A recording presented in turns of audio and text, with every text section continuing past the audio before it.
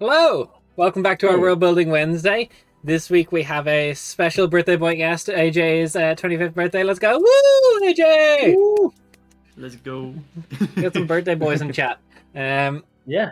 It is great to be back with another World Building stream. This week, however, we are going probably the furthest away from Hell Nights as we can. We are going for churches and festivals. Something a little bit more lighthearted, something a little bit more fun, a little bit less sinister. And hello, people in the chat. Hello, Cade. Hello, Kyle. Hello, Fijuk. Who is Kerrigan? You all want to know. You asked that question, it's already too late. Fijuk, could you type exclamation point Kerrigan into the chat just to see if you draw the ire of an evil deity? Well, not deity, but immortal being. Imagine she becomes the saint of assassins. Would see that. Good answer, Kate. Easily. Easily. Brief aside into who she is. Or... Brief aside into who Kerrigan is. If Cade can do it quicker than I can. Fijuk, sorry, you are dead. But like 1,000 times over. 1,000 times over. Look, we are all just fancy commoners. But Kerrigan is a character from a one-shot, two-shot, actually, at that stage, I believe it was, or two-shot? No, it was just one. No, just It was just one. No, yeah, just one shot. Just one. And at the end, it was set back in the history of Quenthos. It was the fall of Kaz-Karak, if I remember quickly, the fire giant hold. Yes. Each of the players played agents of the newly ascended gods, and at the end got to take a boon. Kerrigan was an assassin of Cade's, and the boon they took was immortality. So now we have an immortal thing, and that formula I have is actually, that is an accurate representation of the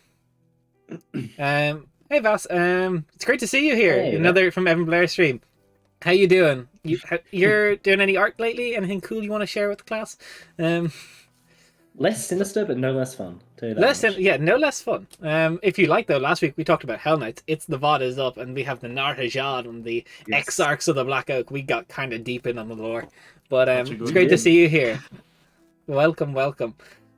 So today we're going to go over a little bit of what we already have, just to catch people up who haven't managed to view our World Anvil. For those of you that don't know, or those of you who want to know, if you subscribe to the Twitch or the Patreon, you get access to our World Anvil, where you can catch my mad ramblings and my lovely co-editor Raf's mad ramblings sometimes when I give him little writing prompts to do. However, we're going to go over bit by bit. We're doing the major gods first. So we're going to start with probably the burning question. Solalia's churches. Oof, that hurts.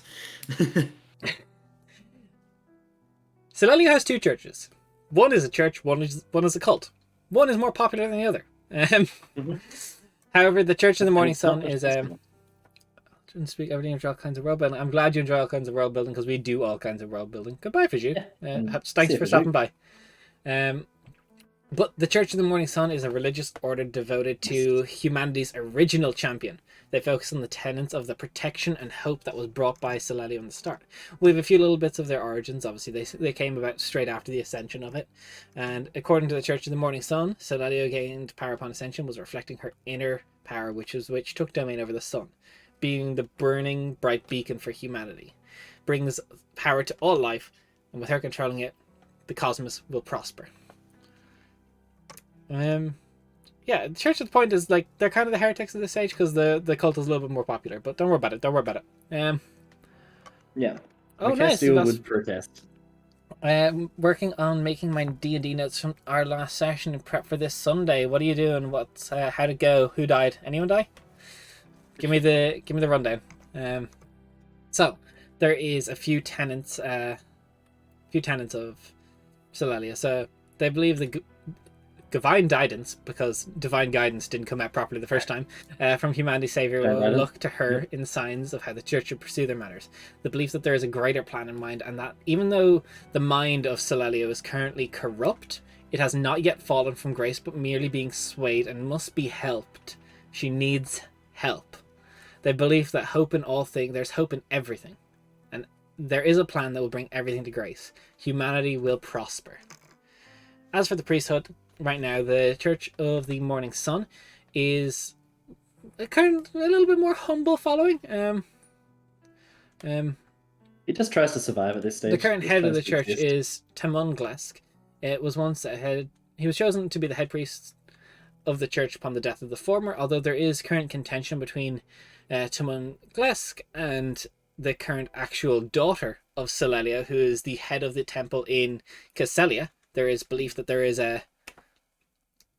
like a little bit of a who is the actual leader, which doesn't help the fact that they don't have a unified body, that like, because there is argument that, getting deep lore, Phoenix appeared to Timon, but it was after Silelia had signed it away, so some believe that Phoenix was not justly sent by Silelia, but perhaps by the decaying lord to place a head of the church. But however, Timon was anointed as head of the church. At the rise of dawn, a phoenix came to him in the middle of the temple. It's believed to be a sign from the sun goddess herself. Timon has been there since, but who knows for how long. AJ's getting angry. The ethics of it, though. The sun brings life with all else cannot function. There is hope, there is humanity. Yeah, again, we've got the phoenix appears to people to grant it the new head of the church.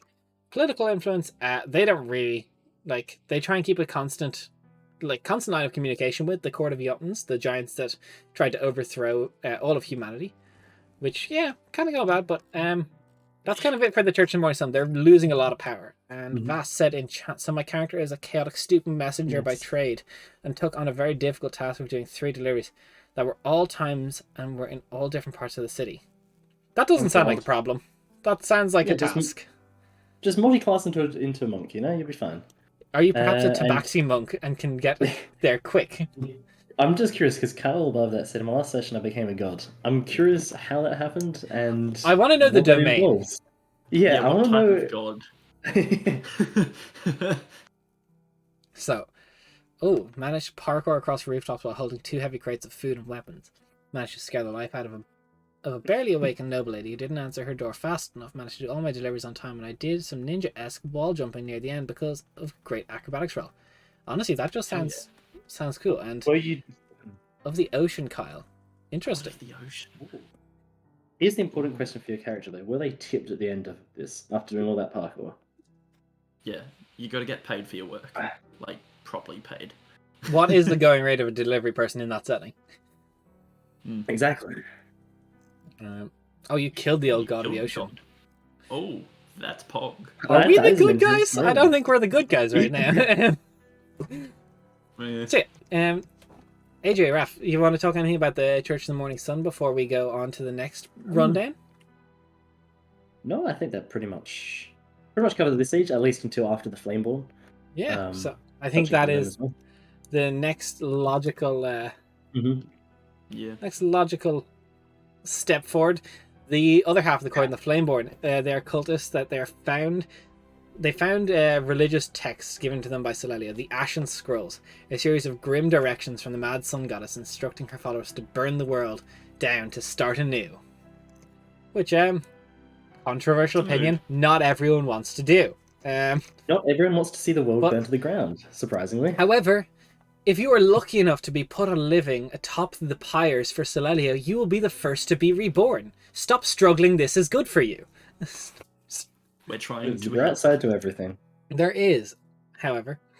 It was originally a group in the Ceruvian deserts that found old ruins that was dedicated to the Mad Sun Goddess. They came across these scrolls, and they claimed, at least, to be from the Sun Goddess. Yeah, I read that earlier today, and I'm just like... Their cosmology is pretty... All will burn. Devils, mortals alike. Everything.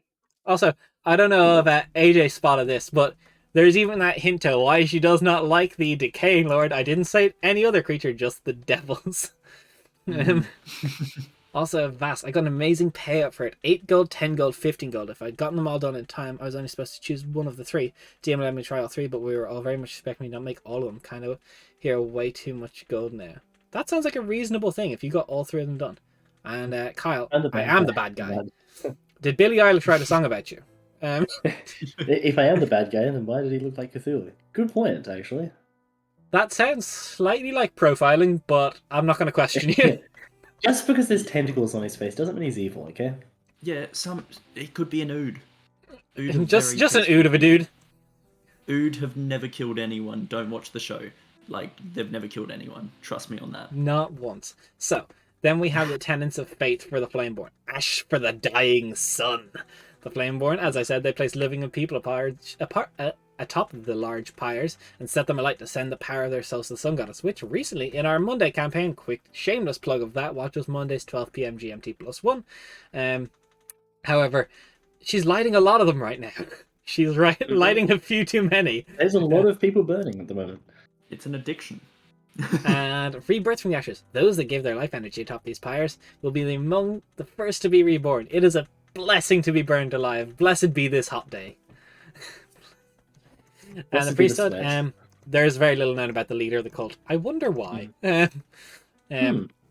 Also, Fajuk just left the chat earlier, but he can attest because part of the miniseries I'm running for him, it is that Flameborns are given the power to manifest holy flames at will if they sacrifice enough to the Sun Goddess. They can basically immolate themselves upon death. If they are about to die, like kind of, Balors that explode at the end. So anyone within like 10 or 20 feet, depending on the strength of the cultist, will... Now, mind you, they don't just pop when they die. When they're like less than 10 HP, they take one of the daggers that is given to them and they stab, and basically it's like a fucking matchbook, and they just...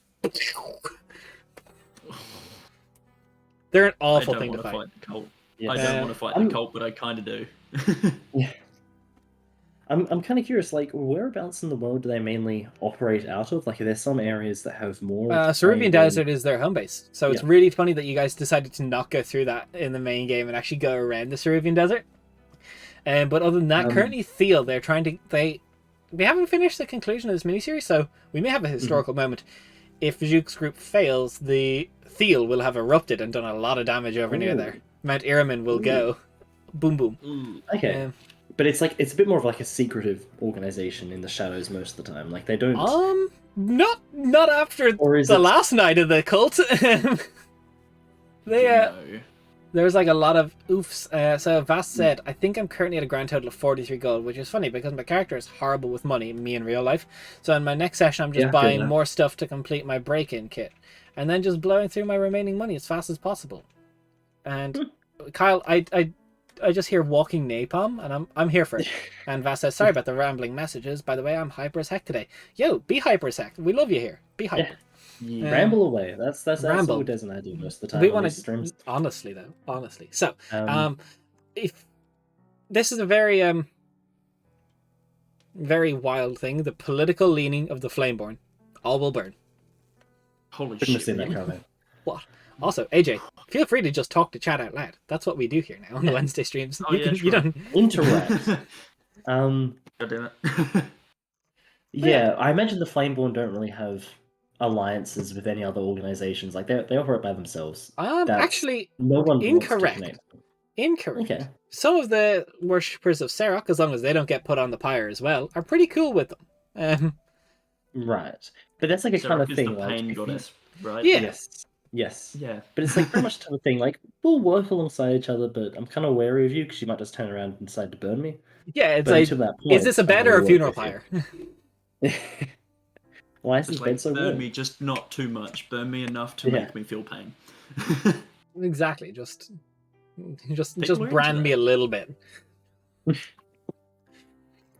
So yeah, that is the Flameborn. The long and short of it. After that, AJ, I'll let you pick next. Which of your three deities that you're in good relationships with right now, who do you want to talk about first? Which church? Oh, let's go with Nemivana and the Church of Nemivana. I need a new name for that. I will say, the Church of Nemivana is a place I want to rename it. I will say that, like, in terms of some of these things, it is a bit of like some of the first lore that was written for the world, and we haven't really gone back and revised it much or touched upon it. So there's like bits and pieces out of there. But something like, because I always get her and Zagolia mixed up, but she's the bird's nest one, isn't she? Yeah, what if we just call it the nest? Yeah. The nest, or the nest. The aviary, or something like that. The nest of Nemivana. The nest, Nemivana's nest. The nest of Nemivana. What if we call it something like the Moontouch Nest? Because she is also the god of midnight and life. Midnight. The Moonlit Nest? Moonlit Nest. Sounds like a tavern. No, I like it. That also suits Nemivana really well. True. This is my first time playing D&D, so I'm just hyper excited about it at the time. That's great. You know what? The first experiences you have playing D&D are some of those magical ones you'll have, so absolutely cherish it. I disagree. My D&D first time is playing great. D&D was chaotic and awful. I got told to run D&D. I'd never read the rule book. I had never read anything. I just got given a fucking monster manual and a set of dice, and I was like, "Ooh, I like these." And I was like, and that's how the dice addiction started, and the D&D addiction. "It's true." Yeah. Also, they're just I mean, sheep I and think- cows. Ooh, What is it, sheep and cows? I'm not sure, but I think last message is walking napalm. So I don't know What? if you've got some. Sheep and Kyle, cows please explain. All right, so as for Nemavana's church, all I really have for that's like set in stone right now is that it's somewhere deep within the world, probably somewhere similar or exactly where Nemavana. If actually, I don't know if Nemavana can actually what's the word? Remember where they originally found the artifact of ascension, because they're kind of away with the fairies most of the time. The cult of the sun are just sheep and cows. Yeah, fair. Cade, first time playing D&D, played as a tree and who deconstructed a tank into rollerblades and an arm cannon was Pog. That explains so much about you. Yeah, that makes I think much that is sense, the Cade. single most Cade thing I've heard, and I love it. So I think my first D&D character was a law bard who had basically become too friendly with a copper dragon, had half of his face burnt off, and just wore a wooden mask at all times to try and cover it. That's kind of That's cool. fun. yeah, that's fucking Pog. So tenets of faith for the Church of Nemavana is they don't have many major like large temples. Like a Church of Nemavana, the Moonlit Nest, they're very small and low key. They kind of wander, they're always on pilgrimages, trying to just spread stuff. They're very they can't sit still. They suffer from wanderlust an awful lot of the time. Nuking your party for money, Kyle, that sounds a bit chaotic. I'm not gonna lie. It sounds a little bit chaotic. But we're okay with it. We're okay with it. Lord Brad's Not quite. Not quite, Cade, but sure. So the regular priests, again, this is just information, go by brother or sister, but that doesn't really fit in with our non-binary people as well, so I don't know what I want to include with that. But they are normally personally selected by Nemavana, the high priests anyway. Somehow, with someone who saved a portion of the world, fought back a demonic invasion or something that could wipe out a portion of humanity, got over like a plague, something like that. They're very much so like bringing life. Anything that saved a lot of life. There are going to be many high priests, however. And currently is the one that I have down is an elvish woman of Riverelt descent by the name of Ilra Presmore, and she is in Rindleton. The surname Presmanor is familiar. Was that ever referenced in a previous campaign? Yes, because you guys went to Rindleton. in Corinthian Journey. One of the Archons. Okay, cool. No, not one of the Archons. Wasn't one of the Archons? Actually, no, I think and I don't. Part of that council when we. It is part of the Lord's Council of 10. It is part of the Lord's Council of 10. That's not an Archon, but part of the council. I'm having a ton of fun with it, to be honest. Our DM is very wonderful. It's been super considerate about me being a baby and not knowing how roles and to work. The parkour was actually so cool to me because aside from being my first real damn moment in the game, our DM also made it very easy for me to understand and explained everything to me in terms of how my success was delivery would be determined. That's really good when I've taught a lot of people to play D&D. I even have like my little like template first session that I do for showing people how to play D&D, and I think there's something to be said for just going slow and steady through the rules, through what the roles mean. Kate, you remember nothing, no thoughts, head empty. We love you though. Nothing below. I'll remember for us, Cade. I've got the brain cell today. Yep. AJ has rented it for the stream. So the ethics of the Moonlit Nest: preserve life, protect those who can't protect themselves, and fight back against those who seek to end us. And but very much about sort of bringing life and hope into settlements and cities and towns across the world. So Exactly. they run soup kitchens. Hell yeah. Very much so. And they do have a sect, though. This is a very fun one: the Knights of the Talon. A knighthood that seeks out the possibilities of the end and thwarts it at all cost. They are perceived as aggressive and ill-tempered by the church, though. They are like... I just... Is that the first time you've read that, AJ? Oh no, I've just realised why it's called the Knights of the Talon, because birds. Oh, It took me, bruh. like, I was literally just like, why is it Talon? What, eagles or something? And then I'm like, oh, it's a bird's nest, you fuckwit. Yeah. It's all coming together now. So yeah, that's a little bit. We'll work a bit more on this, and then we have the Circle of Flowers or the College of Storms. Which one we go into first, AJ? Flowers. Flowers are fun. All right, so the Circle of Flowers is a little bit more druidic for like a deity. The is very much so like a druidic style. Like the Zygolia is almost like very druidic in nature, as that's kind of how her teachings go. She is of the grave domain and nature, which is kind of very much so like a vibe. And they actually hold no formal churches in like massive buildings. Like they're like small groves. Like the temples themselves aren't that large. They're normally like graveyards and stuff. They don't hold like massive, massive temples where you may see like the College of Storms is like lots of buildings together. It's like it's just a fucking house. It's like just a shack covered in trees. Yeah, and oftentimes tree houses. As for the origins, same as any of them. They are like they are the ones that follow Zygolia with humanity's like ascension and fight against the Jotuns. So they see themselves as a necessity in the cosmology. They help mark the lost souls for Zygolia to guide around the cosmos. She is very busy right now. However, the tenets of faith, there are very few tenets. They just kind of, best way to kind of describe Zygolia is just like, you do you, but don't be a dick. Kyle says the strongest person in that church is a Circle of Mindred. Definitely. And Kyle also said, can I have a chain link? I presume you mean changeling. They do exist. In which case, you can absolutely have one. Yeah, you do you. You do you. I feel like the tenets for Zygolia is literally just do what you want as long as you get the bodies ready for me to take the souls to the afterlife. Pretty much. Like they're just like, be chill. Like, don't be crank. Like, do not be cranky. However, put that in celestial above the temple. So, the flowers follow a loose druidic structure where higher-up members of the flowers are expected to find apprentices and train them, kind of like very druidic, nomadic wandering. There's very rarely a surgeon followers. Like, it's not like there's suddenly like a boom, like Zygolia does something big blessing, all of a sudden an influx. People like, where do we find these? All members of the flowers can perform the ritualistic funeral rite that is known to them. Wherein they summon flowers to wrap in the body and bury it, which is how Zygolia finds many graves when she is very busy. Yeah, that's all I really have for that, and we'll go on to the little bit of information we have on the College of Storms, which is probably one of the ones I have the most for. So, it is a university and library founded by the followers and the head of Liz African's priesthood to help educate the masses in ways of both arcane and mundane knowledge. Its origins, it's basically the same stuff. He was one of the 4 leaders of humanity's resistance, the original people that followed him into battle.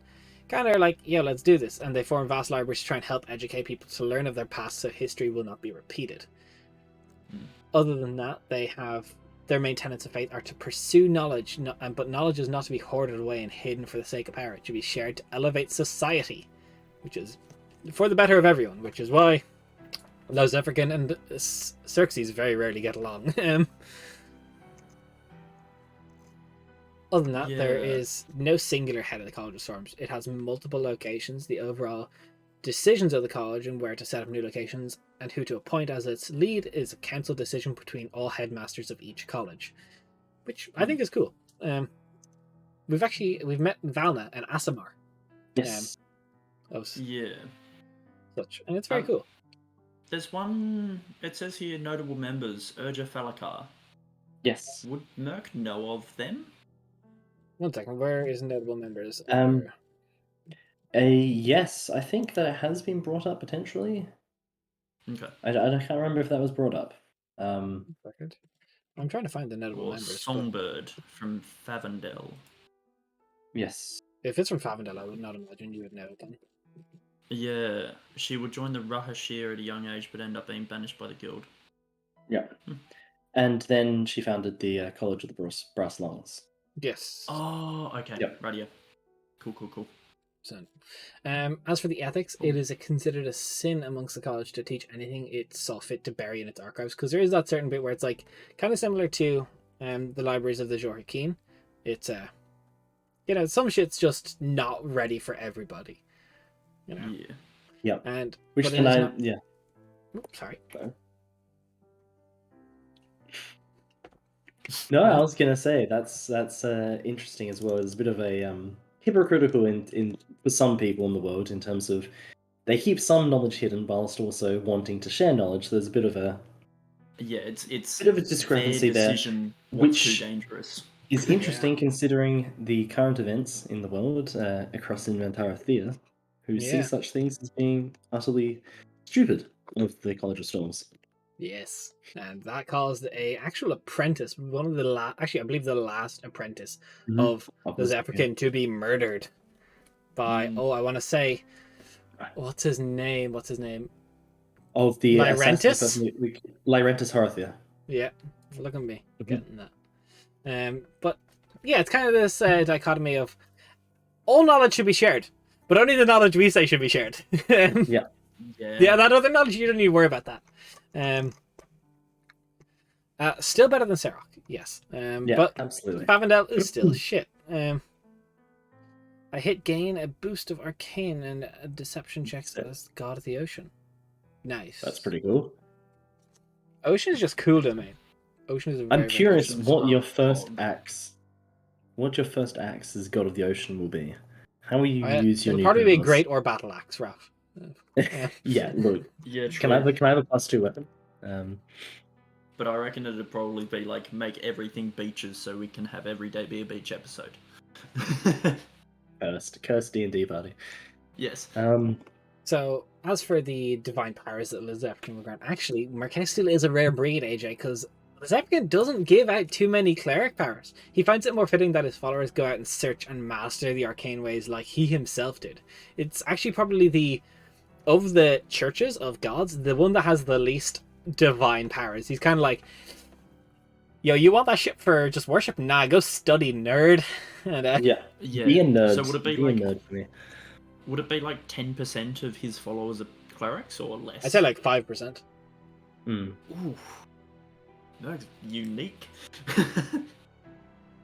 Kill all the other ones and become the prime cleric. What? And that's when you Merc backstory revealed. Yo, what up, Valzian? We routinely butcher people's names here. Don't worry about it. Velixian? Yeah. How you doing? It's like a Pokemon. It's awesome. Yeah, actually though, Des. When we get into some beach episodes, the last one was interrupted by some winged bitches. Yeah. I would actually argue, Kate, you interrupted the Harpies beach episode. True. That's a good point. Valishion. Okay. Valishion. Val. What's up, Val? Awesome. Val. I'm Australian. I'll shorten it anyway. We'll get shortened within a heartbeat. Also, Cade, that's no way to speak of Zamani. Actually, I would say a dimension door suplex of a harpy is interrupting its speech day. However, the political side of the College of Storms, they actually try and put themselves in most local councils, a lot of advisors. In most places, this is not in all places though, as they're actually not granted any podium to speak upon in Ojikir as the atheist state that it would be.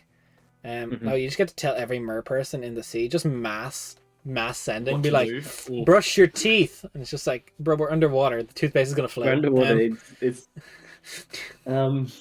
which actually, like, I mentioned that the College of Storms would attempt to have a lot of political reach. They try. Particularly as it tries to search for knowledge and retain information, try and have this strong basis in where it can. Which obviously, like, Ojikira wouldn't, or feel it would be difficult. Yeah, I feel like there would definitely be some like Inquisitor rogues that are part of Lizephican's posse. Just because of the whole like information gathering just from people. Definitely. Cool. There needs to be people, like, information can be found in many avenues, not just libraries and ruins. There's Not knowledge just to learn above by the just law. people watching. Now, Des, this is something that I've been interested in for a while.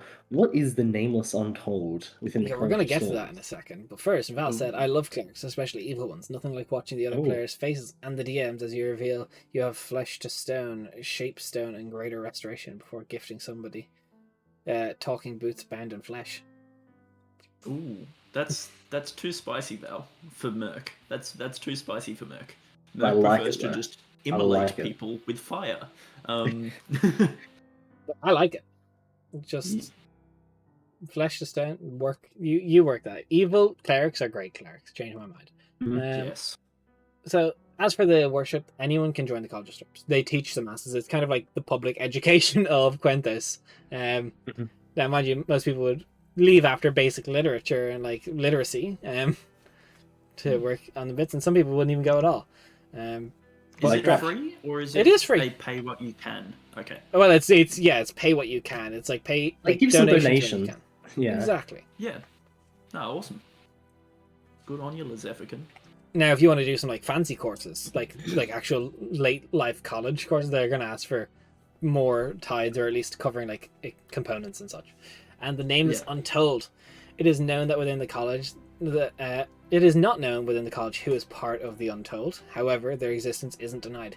They serve as seekers of knowledge that must be secured and safeguarded from the world. They actually are quite often at heads with the Jor Hakim because they both fit the same purpose. Yes, I was going to say, I can imagine almost in some cases, like, coming across forbidden sort of secretive information, they would clash over who gets the rights to that.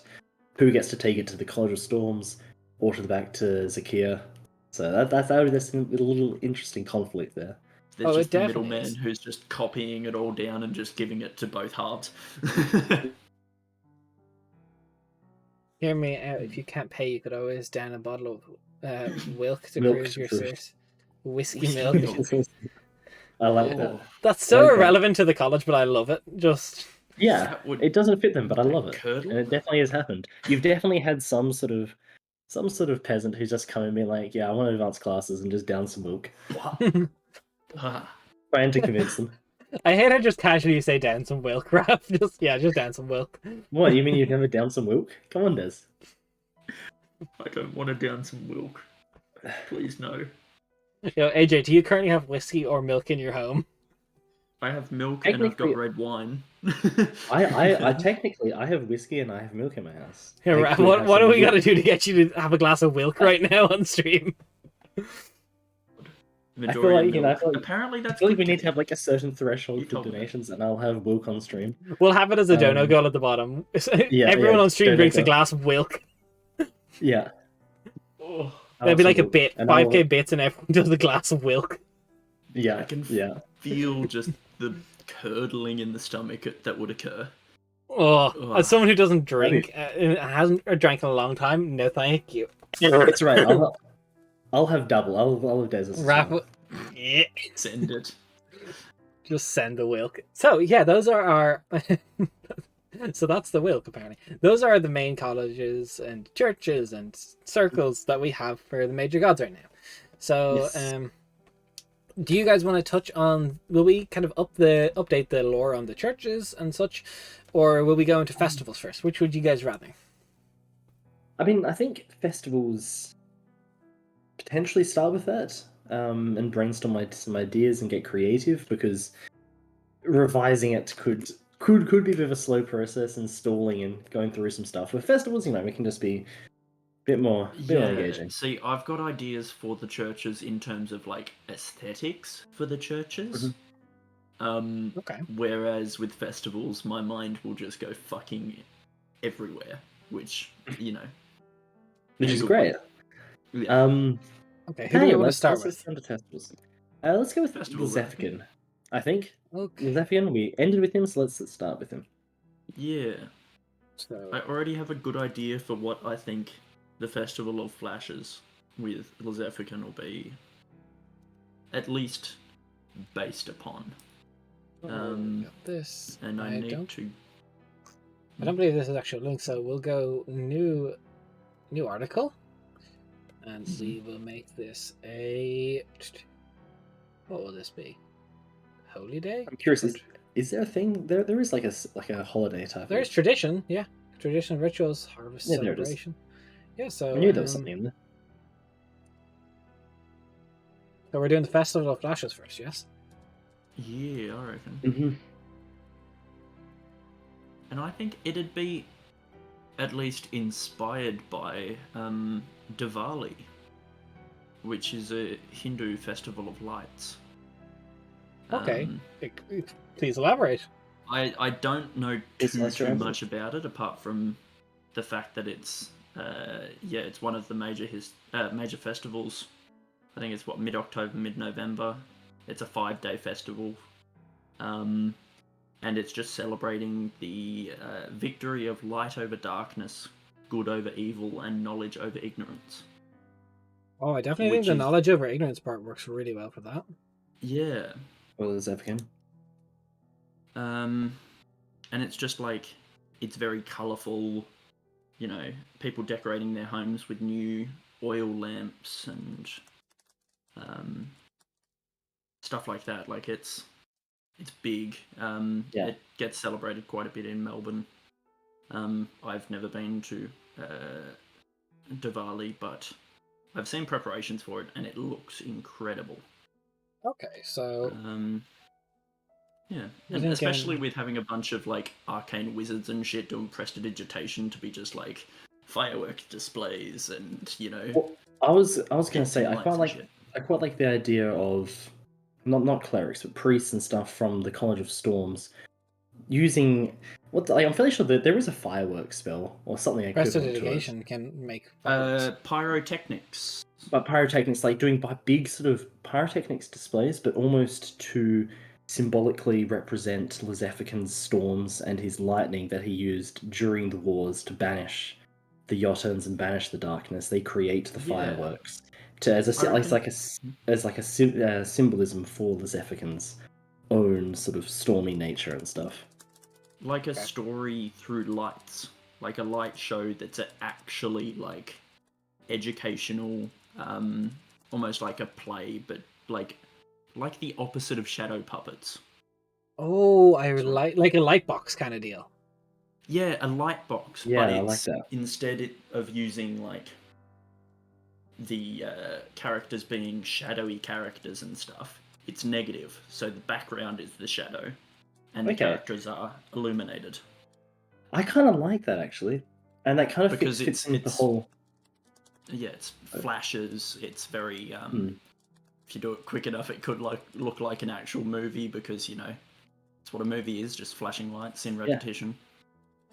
Yeah, well, that's the thing is that I can imagine it fit in quite well with Lezefican's whole thing of knowledge and everything. That there would be these displays of stories of whether the 300-year war or the Ascension or particular things being displayed in these sort of shows, these light shows.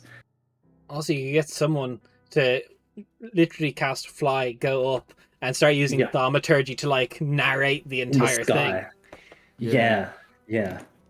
What's chat saying? I feel like Lezefican's festival should be a celebration of inventions and new knowledge gained.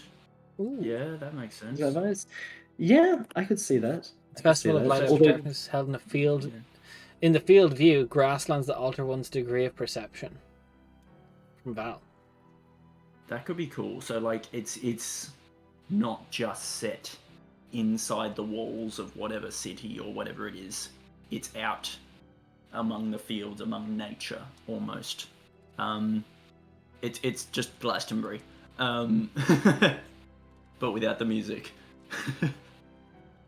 But yeah, definitely a celebration of. Oh, I like the fact that maybe they go to local open fields to try and like also spread the prosper of knowledge and wealth that they have accumulated, like the tides that they've taken in with local farmland to help the community. Yeah. So like they rent the farm fields. Yeah, that'd be sick. Yeah, the only thing I don't want to go too far into the nature side of things, because that's not nature. Like, it's just them like putting money back into the community. Like so like they pay the not that they're like celebrating the farmland or blessing it. They're just paying the farmers or like people who own these large fields to be like because you got to think like what do they do with all this money? Like because it's not like a for-profit school, so it's like they want to. Well, how expensive is it to be a wizard though? Yeah, very expensive. Components are expensive. Yeah, yes. Yeah. Just a Also, Cade, celebration I think I definitely remember that spell. Yeah, Cade, that is Programmed Illusion, I Yes. believe. I used that that on you're you guys talking recently. about. Yes. Yes, yes, you Very did. fancy. I think that's, what, 7th level? It's something like that. Oh, yeah. Yeah, it's a chunky one. I'll check for you guys. Hmm. I have it here because I used it recently. Yeah. 6th. That was a good guess. Close, close. Yeah. So we got the kind of light box that goes up there. We've got the putting money back into it. How long will we want this festival to take place?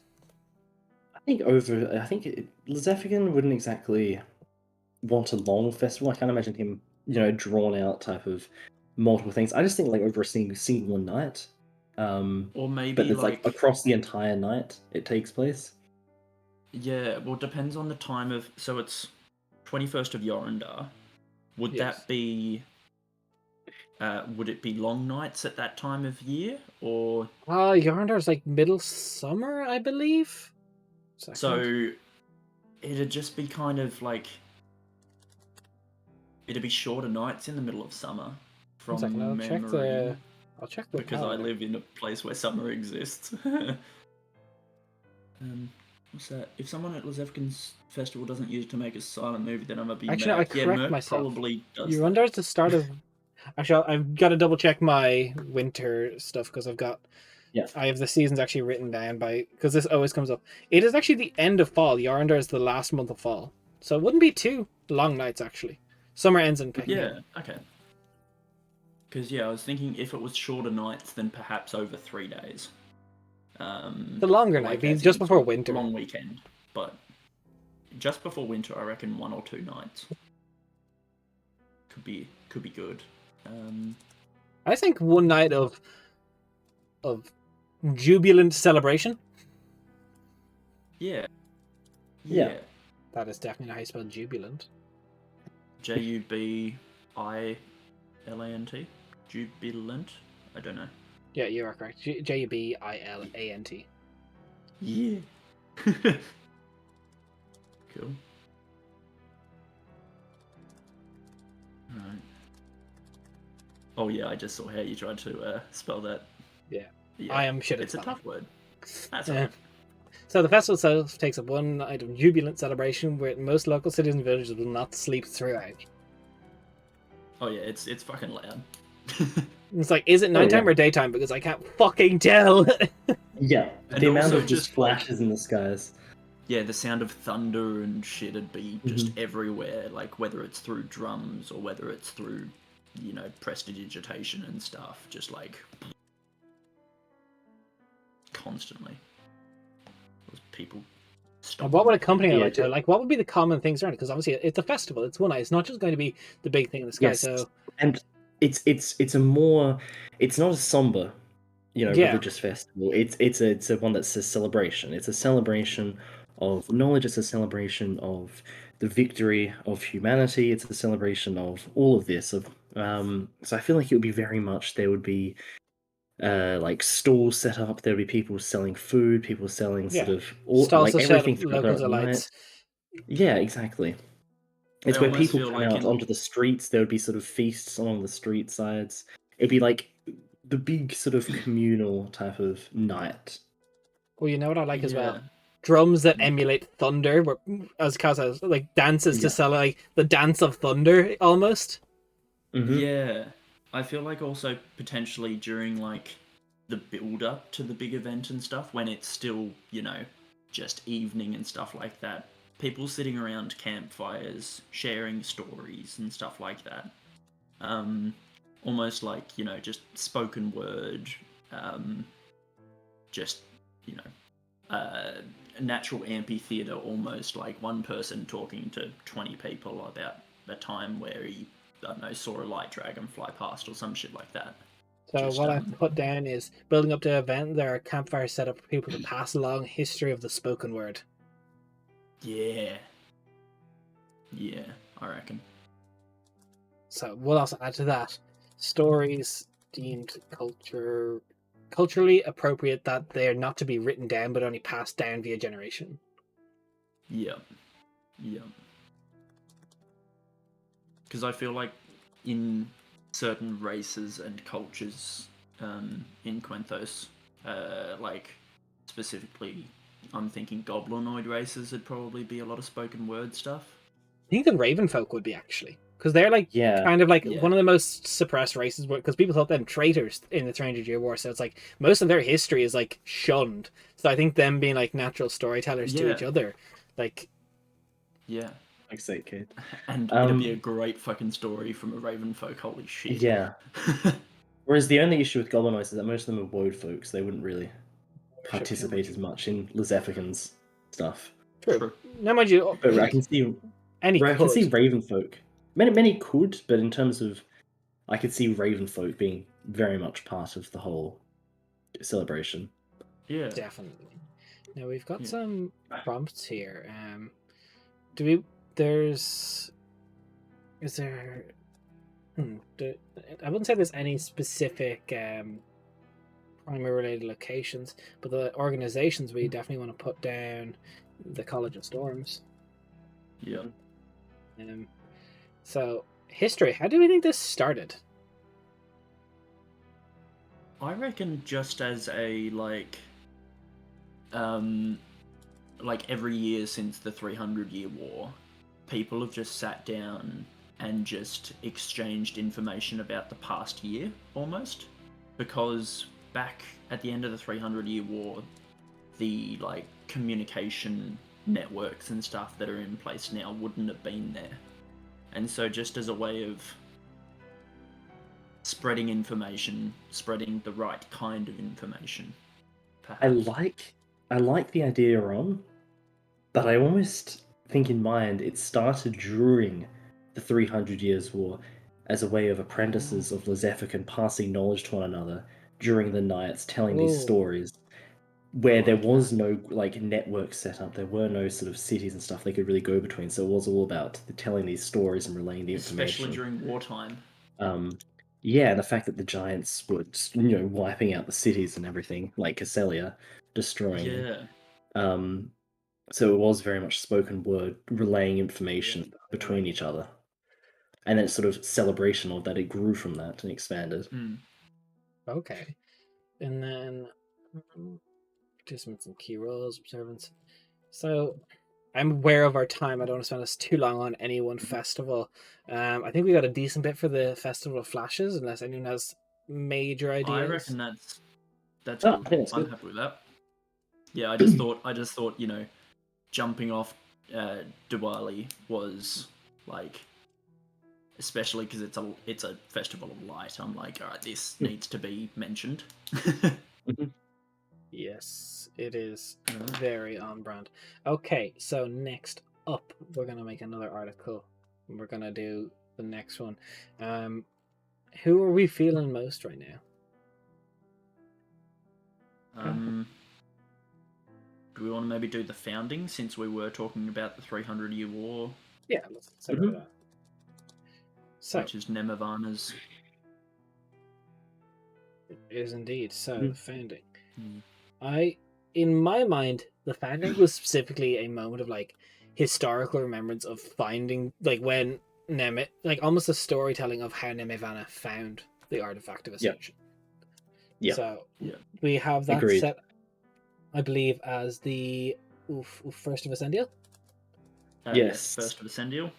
In my mind as well, this is the celebration, or well, not celebration, but the festival that commemorates the war. This is the one that is centered on the artifact of Ascension and the conflict that took place. Like that is like the main the primary, loss, celebrating the future kind of thing. Like, it doesn't really matter when it's set. The story's told and what's done in it will always be about the war. What's a good way of saying it? It's the prime festival now? What's like? How'd you say that though? Like the key festival almost. That's the primary festival that commemorates the 300-year war. and the founding of the Artifact of Ascension, and the ascension of those heroes. Yeah.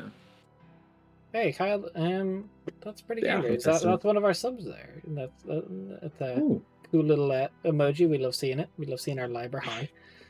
Alpha Mm. Festival for alphas. I hate that, Cade. I hate that. It's Absolutely absolutely not. Never. Alpha Festival. Like foremost festival. I'm Oh, literally just looking up synonyms for prime. I like the foremost. Yeah, which if anyone's got a Amazon Prime they want to drop, feel free. Nice segue, AJ. Nice segue. We'd love to see it. Thanks. I tried. Look, it is well. It's always appreciated. We are shameless. Cinema festival. But I imagine I that... hate it. Don't call it that. Yeah. Considering Nemevan is, more whimsical nature, I imagine that the proceedings of the founding are less structured. There is no sense of structure of what happens. It can change very much depending where in the world it happens. Yeah. Like all that really stays the same is what it's about, but it changes wildly between places. And also, it goes on rain, hail, or shine. No matter what the world throws at you on the day of the founding, you're gonna be there. Sort of thing. So I have the proceedings are less structured and often quite jovial. Rain, hail, or shine. The festival of founding will proceed. And hello, Jen, in the chat. What are you doing?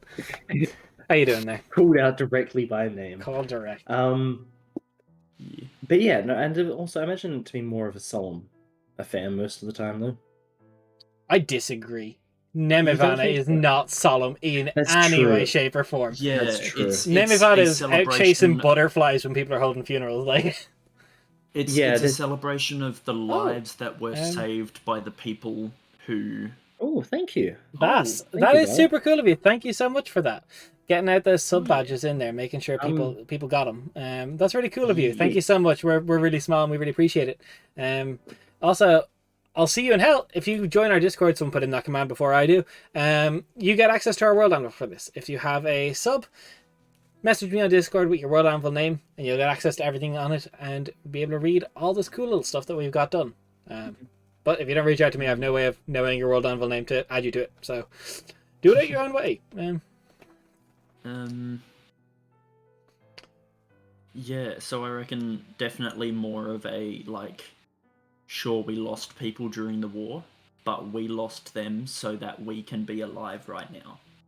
I think a good way of also doing it is kind of like, it also serves as a festival for those we have lost in the past, like regardless of 300-year war, but we are celebrating their life, not mourning their death. Right. Their life. Celebrating their knife. Their knives. Yeah, no, I was only bouncing that off from the part that's in the World Anvil, but taking the day to remember the fallen ones to fight who gave the lives to fight the giants. Yeah, I don't think Nemivana would worship that in any way. Anyway, somberly. They would do that dancing, singing. Festival. And that's 100%. Yeah. Almost like there's a thing that I don't know which religion does this specifically, but blessing of the animals. I think it's that's Catholic. Quite a few do that type of. Yeah, blessing of pets or livestock or something like that could also take place because it's still life. It's not just humanoid life that we're celebrating. It's all life. Maybe. So all life. All life is celebrated. Yeah. During. See, I feel like Nebavana could almost have two separate days, one of them being a celebration of life and one being about the Artifact of Ascension. And that during the war. If we go by what Nemivana is like, though, I get where you're going with that, but again, I want the festivals to almost mirror the gods and how like what that god is like. Yeah. I don't think Nemavan has the mental capacity to focus for 2 days. Like one day is difficult enough to be like, wait, shit, what day is my festival? Her festival would be barely an afternoon. No, I would say the festival itself actually takes up a full week because Nemavana needs a little bit of time to remember how to get there. Oh, yep. So, all I've celebrated during this week-long festival. I feel like in the middle of the festival, like the third day of the festival is just a great big potluck. Like, people get out tables and food and just sit and hang out as just one big family or like that sort of thing. So just like a whole community comes together and just eats good food. Sort of thing. So yeah, on the third day, all participating members bring Goddess of ADHD. That is Nemavana. Nemavana is the goddess of ADHD. They are just like, what do, when do, how do. Howdy doody. Yeah, pretty much. Wait, I just imagine Nemavana's sitting there like looking at this just beautiful mural, being like, "There's something I'm forgetting." Oh fuck the festival. I also love just in my own personal like how I would believe, and since I do this is canon because my brain is literally the driving force of the world. I like to believe that Nemavana attends one of the foundings every year. Like doesn't know which one's going to be at. 100%. But just it is believed. One. Yeah. People are just like, who the fuck is Hobgoblin? I mean, she's a vibe, but let's go. I believe there is actually a myth about about Nemavana going full hyper focus when they didn't get enough worship, and they're like, "All right, you fuck with me, nothing's growing for the next year. You better starve." Yeah, anyone who insults her or anyone, hang on. There is a myth about it where she is like, "It's the tears of the fallen." Tears for the fallen, yeah. Anyone who speaks her lover's name in front of her will enact such a rage they will not allow new life to form for 100 years. Yeah. So it's like, don't fuck with Nemavana's lovers.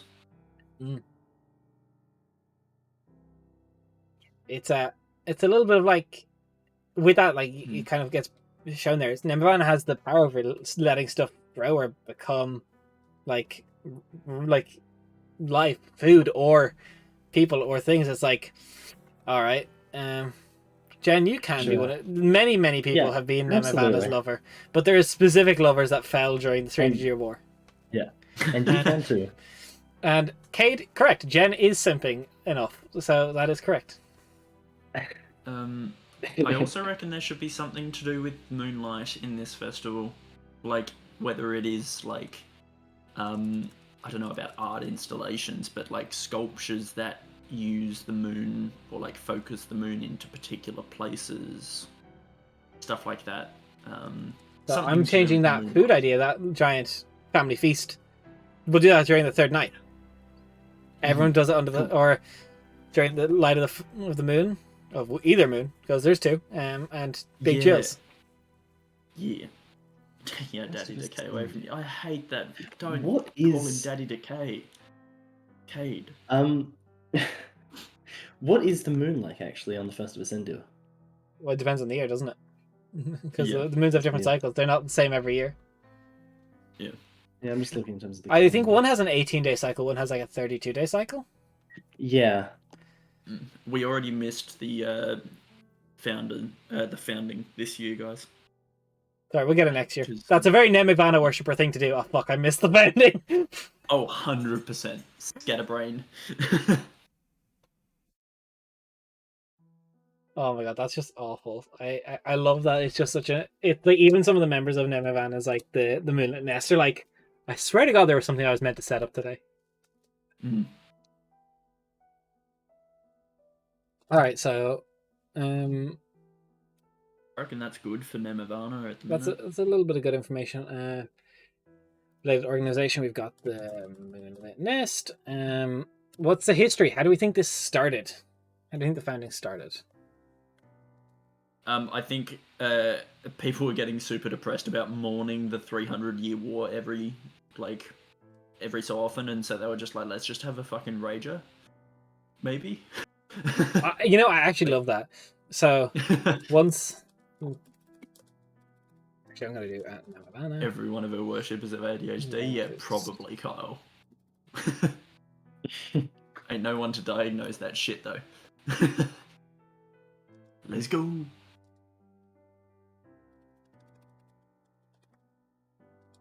If you didn't before. Yeah. As part of becoming a follower of Nemavana, she gives you ADHD.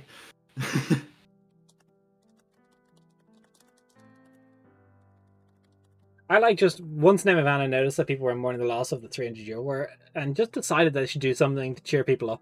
It was just like, yeah, I think I'll do this. And it's everyone's like, oh yeah, that's really cool. Let's do this. That's kind of that sounds like a kind of cool thing. It's good. It wasn't an organized thing. It was one of those things that was like, we should do this. Yeah, let's do it. Fuck it, why not? Let's go.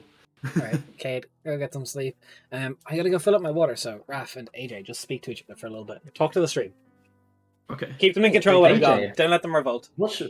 Yeah. Oh god. What should we discuss? Ooh, should I discuss some churchy shit maybe? Just to bounce stuff off you? Yeah, absolutely. Or talk about how Macestiel would have participated in these festivals, what she would have done to contribute to them. Okay, so I reckon Merc would have definitely, with the Festival of Flashes, she would have definitely brought, like, she would have spoken to some of the older tieflings in Burton. Like, the elders almost. And would have found some stories of, like, tiefling struggles almost. And during, like, the build-up to the festival, she would have spoken about, like, it would have been a struggle to begin with because her charisma is -2. But, with help of, most likely Kiana by her side, certainly in the later years, she would have just told stories of tiefling culture to almost like eradicate some myths around it, or that's it. Like just to inform people as to, you know, the fact that not all tieflings are in league with devils. Some of us don't even know our ancestry, stuff like that. Just informing people of. Okay, but of tieflings and of history in that regard. Okay, yeah, I like that. I can definitely see Macestiel doing that. I am slightly worried about this revolt we have in the chat, but that's something not to worry about for the moment, I'm sure. Terrified. That's not a command. I asked you to do one thing, to not let them revolt, and what did you do? Look, Jen is causing havoc in the chat. They put !! revolt in the chat. That's right, Evan. I do need to set up a revolt command, don't I, Vass?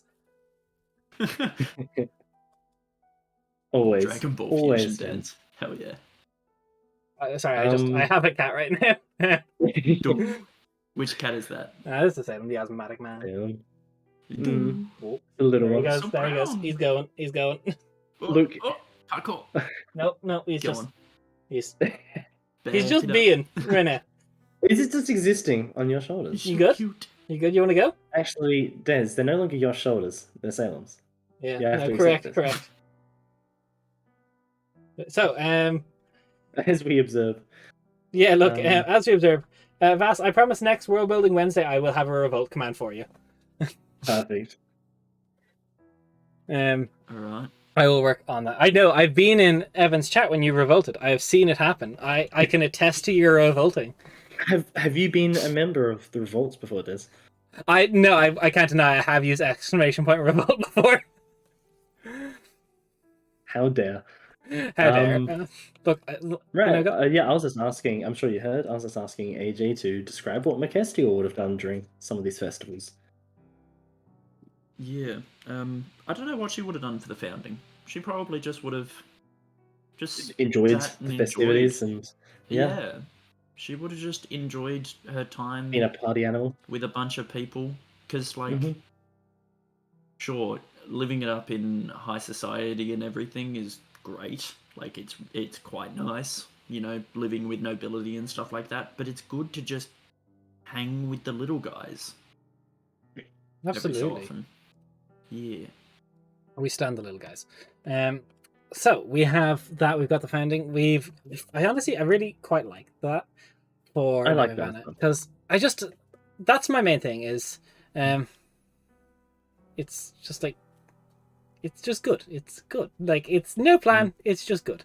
And also, Vast, Revolting in Evans is glorious, but then we lose access to our snackies and Capri Sun. You are not wrong. You do lose it, but perhaps one day we will overthrow.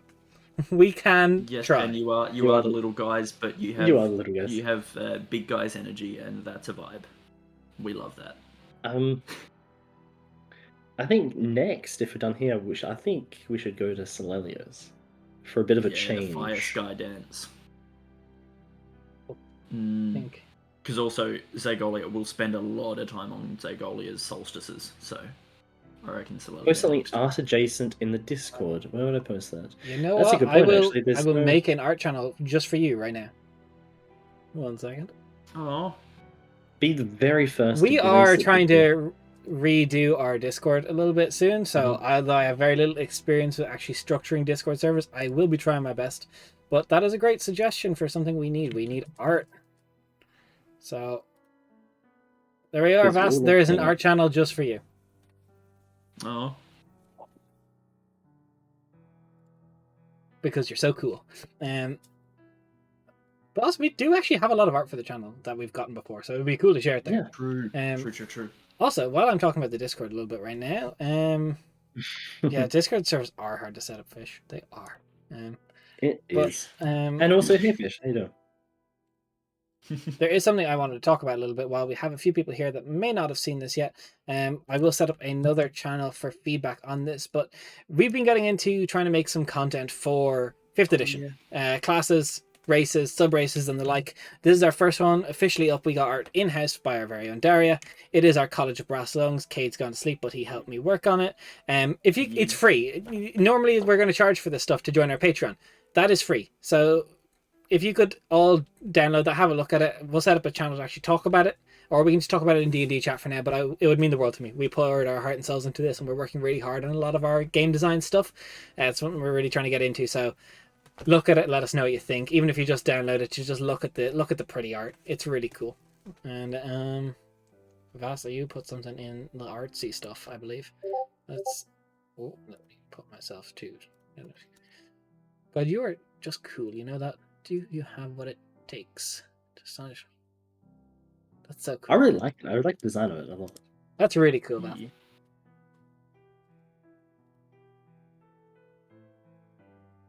But that's super cool. Right.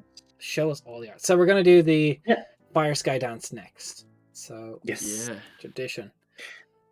See, just in general, in terms of the vibe for Solelio's, I kind of feel like the ones that the Church of the Morning Sun put on are almost performative in the sense of trying to very much act like Solelio is all good, guys. Like, don't freak out about her, but it's like very much trying to put on a very positive face about Solelio to everyone. Like, it's trying to just like almost somber. Over the top. Yeah, it's not somber, but it's muted. Almost. No, muted, but almost over the top in terms of how positive it's trying to be about Solelio. It's propaganda. Oh. Well, not necessarily propaganda, but trying to sort of counter most people's thoughts about Solelio. Trying to very much go above and beyond to get people to change around, you know? Okay. So I have forced positivity to try and get new followers, to try and attract new followers that believe in Solelio's old ways. Yeah. Because otherwise, the majority of people. Yes. I also feel like otherwise, at one point there needs to be a fire walk, because just like walking on hot coals, it's called the Fire Sky Dance. Mm-hmm. Got to walk on hot coals at one point. What is the Fire Sky Dance? Do you have ideas? So my main thing about it was like, it is almost to do like, it's very storytelling in a way. It was kind of originally designed to like talk about Solelio's like it's a festival designed to bring people together, like Silelia originally did, trying to band humanity together. It's really something to try and bring the community together. It's got a lot of those like very traditional fire dancers that they have like flames on the end of chains and they spin around, like very traditional fire dancing. Yeah. Kyle, there is, I believe there's flame dragons, but not to do with this. There's phoenixes, or there was. Worshippers are like Jehovah's Witness people. I mean, They, God, that's a horrifying thought. Like just knocking the door. Do you have a moment to talk about our Lord and Savior, Silelia? No? Okay, would you like to be put atop a pyre? Burn down the wall. That's a changed attitude. And I feel like it is like this festival finishes at dawn. Like this. This concludes with the rising of the morning sun. 100%. And I feel like it is a festival. Like, of course, I imagine that there would be a lot of bonfires that are set up during this festival, like big fires, big flames.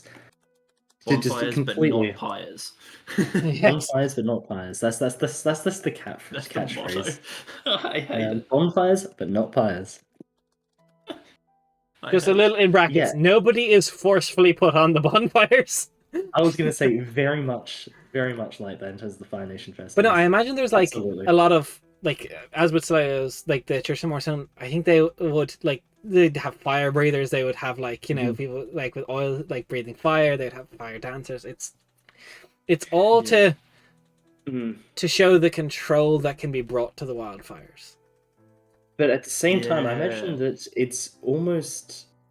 it's difficult nowadays to find one of these festivals that is grand, because it's of course the church has declined to a state where most of them are in a state of disrepair themselves in terms of the structures.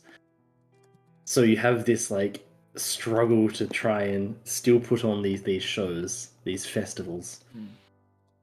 For most of the time. I feel like a lot of these skills as well will have been forgotten, like the fire spinning and stuff. Like it's slowly dying out because followers have given up or passed on, so there's no one to teach these, like the circus tricks almost. No one to teach you how to breathe fire, that sort of shit.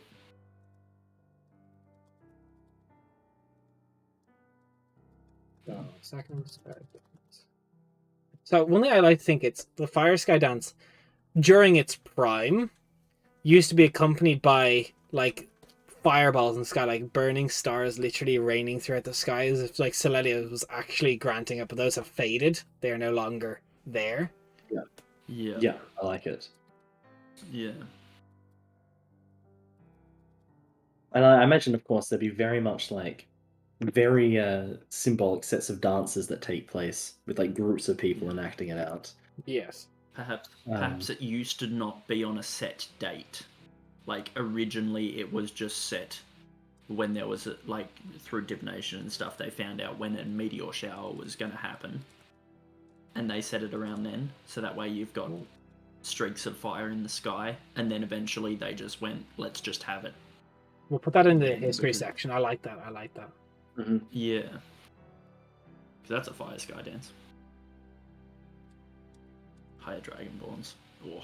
And then there's this one year where a group of Flameborn just like wandered right into like the festivals and just started torching people. Yeah, no, I would say that was probably what the last major one was, and that's why it's since been outlawed in most major settlements. Because it literally tries to attract the people. Because I think a big thing of the Flameborn as a whole is they try and get rid of the Church of the Morning Sun. Oh, I kind of like that. Oh, yes. I would like that, yeah, lunar eclipse. Lunar eclipse of Red Fire Moon. I like that a lot. That is actually a good idea. But yeah, so in order to like just destroy the reputation, tarnish the reputation of the Church of the Morning Sun, they would very much just walk into these festivals, start like pushing people into fires, holding them down, start torching all of the different stalls set up. Yeah.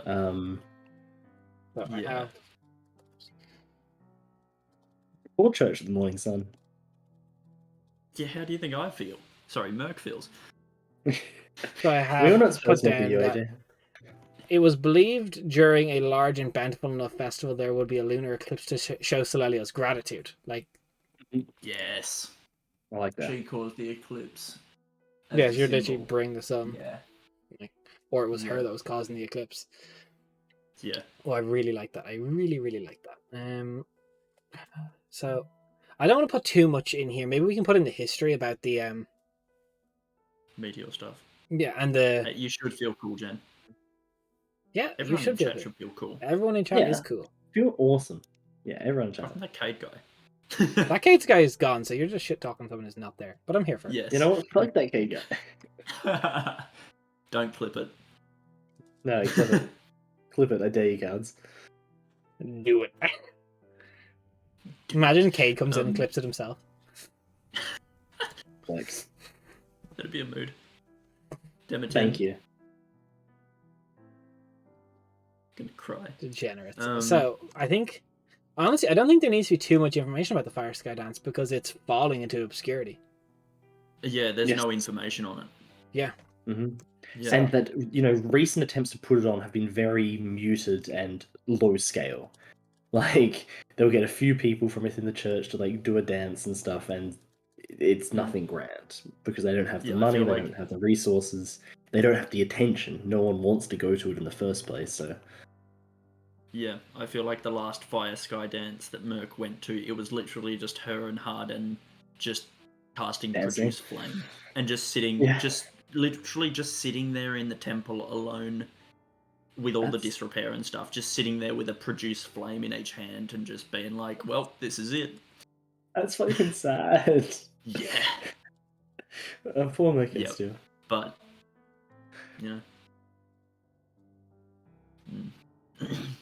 deed is done. Damn it. Nice. So I have recent attempts to put on the Fire Sky Dance have been refuted by the Flameborn trying to discredit the Church of the Morning Sun by turning days of death and destruction. Yeah. Okay, now let's get the history bit done. So, originally started to remember Celelio's assembling of humanity's resistance. Mm-hmm.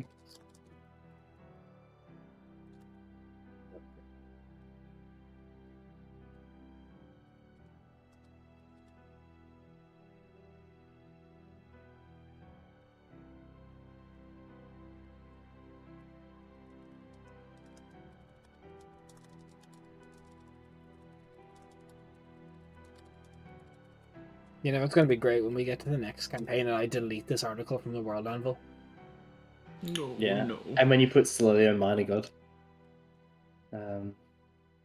So I think that's enough. Again, I don't want too much of this because it's just falling into obscurity. Agreed. Yeah. 100%. Now we do need to select related organization, Church of the Morning Sun. Yeah, Celelio's depressing, guys. Celelio is kind of depressing. You'd think something called the Fire Sky Dance would be a little bit happier. Yeah, it was. It was beautiful in its prime. I don't feel like Merc. I don't feel like Merc has seen one in its prime. I don't think so. No, she definitely has not with her age. Yeah, and most people wouldn't. No, we have the last ones. We have two, but we can what do we call these though? Because I have them written down as the 19th of Osadiel, Day to Remember, and the 19th of Percendial. Both are solstices, and yes, it is one to the birth festival, like the birth of a new season, and the Day to Remember the Dead, like kind of like a very somber thing. But yes, do we want to have separate articles, or do we want to have the two of them in one article?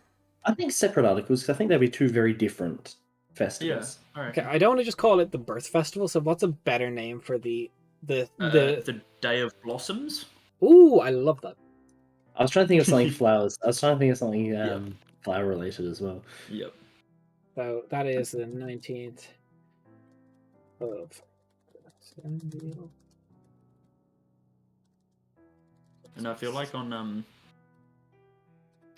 for the winter solstice, I feel like it should be to do with like the cleaning of the graves sort of thing, like in Chinese, in like the Chinese culture. I think every autumn they've got the sweeping of the graves. Okay. Well, let's do the birth festival. So, this festival to celebrate those born in the past year. Be like almost like a birthday party for everyone who's been born in the past year. Worldwide birthday party. Yes. Worldwide birthday party. Love that. And I imagine that's also a day though where people come to get, their crops and their farm animals and stuff like that blessed as well. For new life to come forth. Okay. So we have then like an offering of a bountiful harvest almost. Yeah. Offering for a bountiful harvest and for a bountiful year. Okay. Offerings for a bountiful year full of birth and life. Yep, and for that to carry them through the harsh winters that are coming afterwards. Yeah. Okay. Yeah, because Nemivana is Zygolia is the goddess of seasons. Like nature is one of the domains. Yes. Yes, exactly, which is why I was thinking. Like, I wanted this one here to be very much focused on nature as well. In which case, like in terms of people celebrating it, it's not just new life, but also in terms of particularly, I imagine it's very much celebrated in the countryside as well. People trying to just bring life to their crops, to their animals, to whatever they have, to just try and for as you said, a bountiful year, a bountiful summer and spring to push through. Almost like farmers market sort of vibe, but celebration based as opposed to Yeah. Okay, so what festivities will we put down then? Well, I imagine that there would almost be in terms of more rural locations, there would almost be like a procession where people would bring their sort of prized cow up to it's literally farmers market parade. Priestess. Yeah, pretty much farmers market, and they bring it up to the attending priest or priestess or whoever it is, who then blesses the animal, and they walk through, and then there's like a procession of animals like that. I love that, to show off the pride and joy of their farms. Yeah, and I imagine in terms of cities and stuff, that's almost replaced with like children going up and stuff like that, with like newborns and infants going up. Or kids going up and doing like not necessarily talent show stuff, but children going up and reading poetry or something like that. Like still offering something, not just going up there and being like, "Wah." No, but like it's not so much that, but going up and being blessed by one of the attending members of the Circle of Flowers. Okay, yeah. I also think in the cities especially, like almost like a competitive like flower arrangements almost. Like almost like, the flower shows and stuff like that. Not as extreme as flower shows can be, but definitely like this guy grew a rose bush that was in the shape of Zygolia's lantern. Ta-da! Well, that's the thing is like I imagine that when people like in the procession type thing, that I was imagining that people, the only offering that they give up is flowers. That is what they give. That is the offering. Yeah. So what I've written down for this is farmers market parade to shout the pride and joy of the harvest. Parents bring their children to the local priesthood to make offerings for a healthy life so they may go long without seeing Zygolia. In larger cities, many folk make complicated flower arrangements to compete for prizes from the Circle of Flowers. Yeah. Yep. I also feel like there is also like, in terms of how we were saying there were stalls and stuff like that with other festivals, I feel like the stalls here would be a lot of like potpourri and perfumes and a lot of flower based stuff, so like rosehip teas and things like that.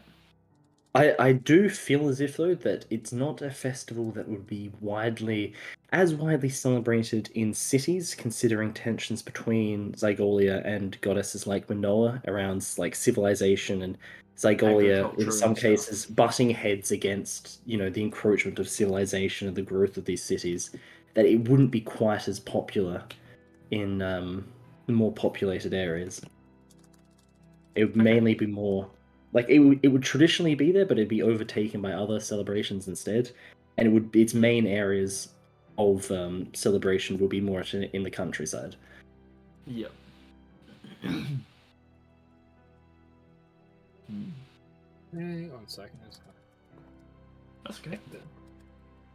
Feel free to keep I speaking. can love all these ideas. Yeah.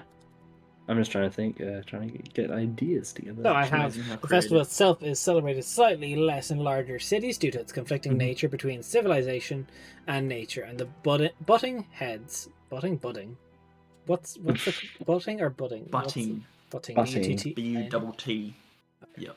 Yes. So how the fuck do you spell Yeah, potpourri? P-O... it's P-O-P. No, it's Potpourri. pot. It's about P-O-U-R-R-I. So P-O-T-P-U? P-O-U. So it's P-O-U. pot, pour, Yeah. R-I. R-I. So it's double R-I. Bro, there is no fucking T in potpourri. Stop lying to me, AJ. Do you want me to post? No, the I Google? agree. It's corrected when I start typing. Is there an H there? There is. 7. Pot, P-H-O-T. But yes, due to the conflicting nature between Zygolia and Minoa, goddess of agriculture and civilization. I do definitely agree with Ralph's point is Zygolia isn't about like nature and harvest for everything, like cities and large industrial scale agriculture. It's like smaller gathering, like smaller farmsteads, ones that would feed like families.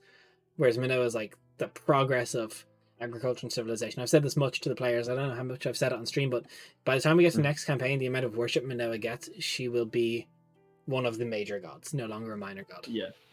Yeah. So Cool. the Day of Blossoms, what do we think the history of that is?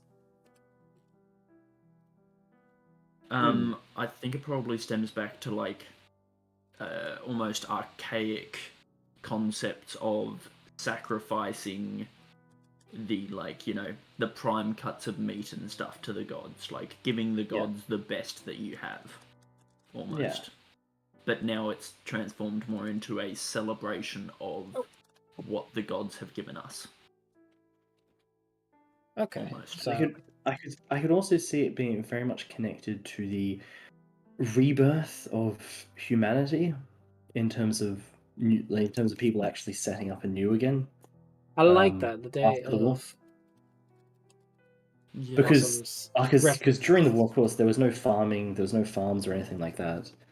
Like a lot of those were completely destroyed by the giants, or enslaved. Re-establishing themselves as a people, almost. Yeah. That whole concept of a season anew, almost.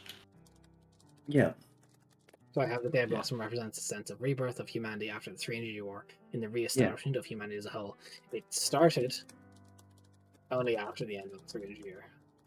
Yeah, with Circle of Flowers members visiting the countryside, going through some of the new settlements that had sprung up and started, and conducting these services, these ceremonies to sort of bless the crops, bless harvest, bless a bountiful year ahead of people, to try and, bring anew. Yeah. I like that.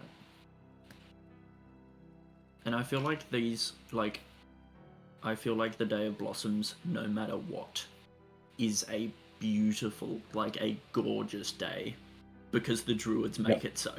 Oh yeah. Like, they change the weather and they're like, this is going to be a good fucking day, or God help me. Also, I added this in, so Raph saying it's also difficult to try and type as fast as Raph speaks sometimes, but so the Day of Blossoms represents a sense of rebirth of humanity after the 300-year war. In the re-establishment of humanity as a whole, it started only after the end of the 300-year war, with a Circle of Flowers pilgrimaging around the world to visit new settlements to bless the harvest and such of new blossoms of hope for humanity. I like that. As the settlements were deemed the blossoms of hope, so the Day of Blossoms. Mm-hmm. So Cool. We have the opposite of this now, which we're going to need to think of a name, but we have the 19th of Vosadil, the winter solstice. And that is the last major one I want to talk about for today, but we can keep going when we get more ideas. We also have not touched anything on the churches. Yeah. Yes. So what are we going to call this? It is a day to remember. It is like a more solemn day. This is like a remembering everyone we lost kind of deal. I mean, it's almost like it's, of course, a day of remembrance, but that's a bit, you know. What if we call it the day of wilting? Day of wilting? It sounds quite harsh, but yeah, I don't hate it. Winter is harsh. It is harsh. I don't mind that. I'm currently leaning to day of wilting, unless someone wants to give me a better synonym for wilting. Withering? Withering? That's harsher than wilting. Yeah, I know. I like it, and that's why I like it. Mother Flipper out here being like, what? Sagging? Yeah. Sagging? No, I've literally just done synonyms. Like wilting synonyms. Droop, sag, become limp, become flaccid. The day of flaccid. The day of flaccid. Yeah. Well, maybe we can think about the day itself. How many smirking ladies does it take to get a day of flaccid? Maybe like the dwindling? Day of dwindling? The day of dwindling? That could work. Well, let's like maybe talk about the festival itself, and then if we get ideas from talking about it. Okay, so we have the 19th of Vosadil. Yeah. And yeah, I feel this is a day of respecting the ancestors. Yeah. This is very much a solemn and somber commemorative It's a solemn event. celebration, though. It's still a, like... I don't know if it would be so much of... I think this is like the one... I want it to be solemn. There still needs to... Because there is no... Out of all the festivals, they're all quite jubilant. There needs to also be a day that is more solemn. That's just put in the day of languish. The day of languish. Ooh, I like that. Oh, I like that. Bass, you're coming out of this. You know what? We should have held a poll for it. We should have held a poll for it, but we would have won anyway. Yeah, but the poll would have... Like, Flaccid would have won the poll. No, I wouldn't have put Flaccid as an option in the poll, AJ. The day of languish. I love that, Vast. That's a good job. Give yourself a pat on the back. Yeah, go tell your DM I'm giving you inspiration. Yeah. Clip this. Take it easy. Vast's DM. They came up with a really, really good idea. Give them inspiration. They deserve it. They're pretty cool. Yeah. Clip that, send it to your DM. You're good. Yep. Yeah. So I like the idea of it. Raph, you were saying, it's like, as you were saying, most of the other ones are jovial. Yes. I don't really want this to be jovial. I want this to be a somber affair. Because also, if you think the founding also is a day of celebrating the life of everyone you've lost, I would like to, like, a day to respect ancestors and to greet new ones. Yes. So to, like, is a day to formally recognize your new ancestors, people who have passed, or how would you say that? Not new ancestors, but like today people that have passed during that year, to witness their passing between afterlives. Oh, you know what? Okay, this is completely separate. I like to imagine that on the night, this is almost more of a nighttime affair.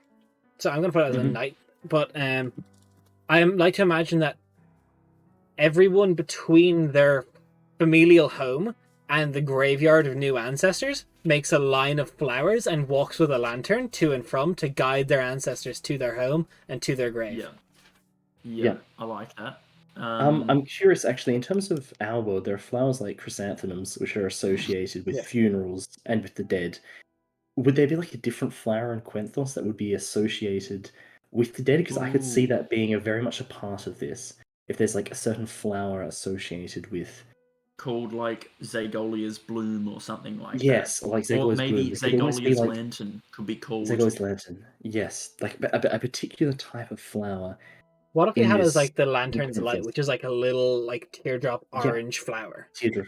Yep, and then that's very much associated in this for like people plant it at sort of gravesides. People collect them, put them on graves and such. But during this day, that like this is almost like a symbol of the day. People carry them to like the resting sites of their ancestors.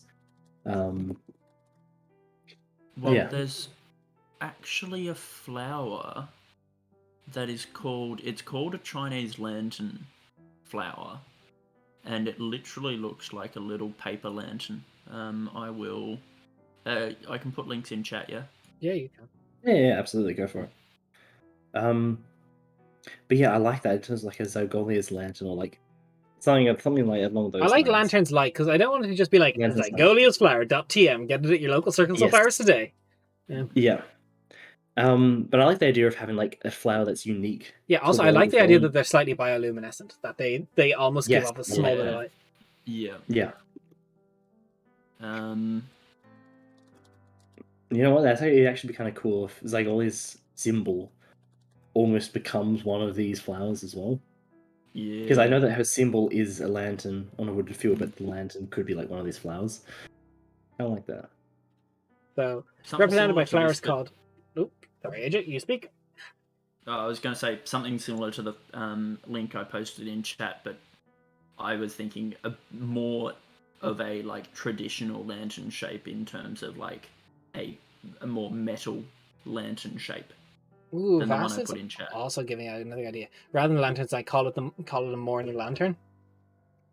Ooh, like Vass. Vass, Gotta you're stop on with fire. these ideas, they're too You're good. On fire. Holy shit. Yeah, morning lantern. It is a play on words there, but I kind of Hey, like we it. love a pun. Yeah. We stand do. a pun here. Mainly me and Kate, but anyway. So, a orange teardrop flower that emits light on this day. People harvest the flower. Yeah, or else use its not so glowing much- petals. Use its glowing petals, or even it could almost bloom during the winter. Yeah, as just like a rare thing. Like this is the time that it comes up, and it's like it's glowingness, like it's bioluminescence by the gravesides instead of cemeteries.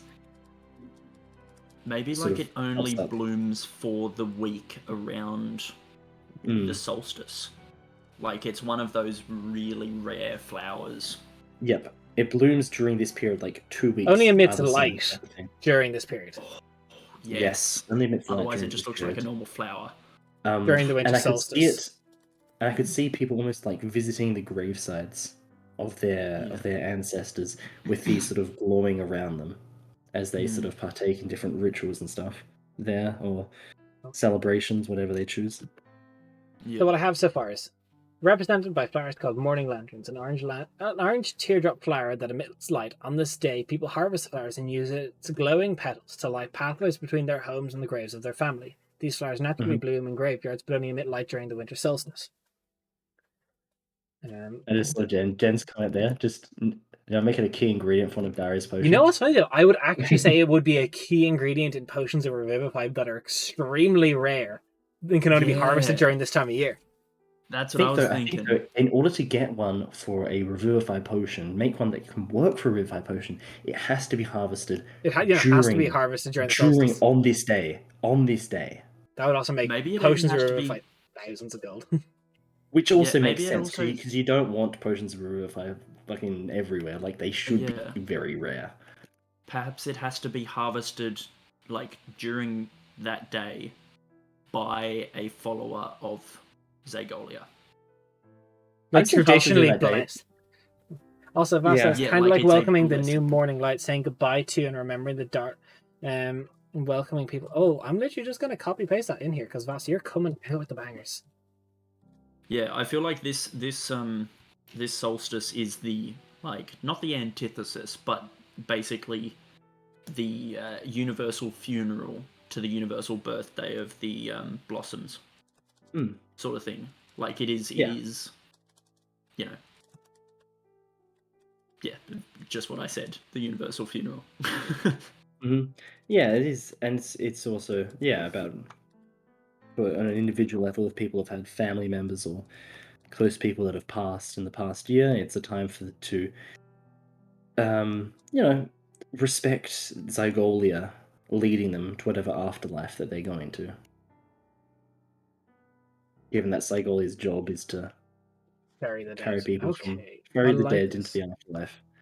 Also, could be like almost the thing of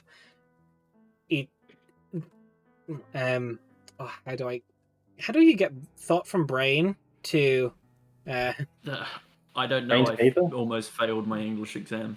So almost like a day to a day to guide lost souls to their proper resting place. These pathways light up the way to the people that Zygolia missed. Yeah, and it could almost be like a myth behind the flowers is that the bloominess, like the bioluminescence on this day, the glowiness represents the souls that have passed during that year. All like the souls are calling out to Nemevana, lighting the flowers as Zygolia. up. Yeah. Zygolia. Yeah, that one. Yeah, the flowers light up. Yeah. The flowers light up with the souls that Zygolia is now leading to the afterlife. The flowers are believed to bloom to represent the souls that Zygolia has brought to the afterlife.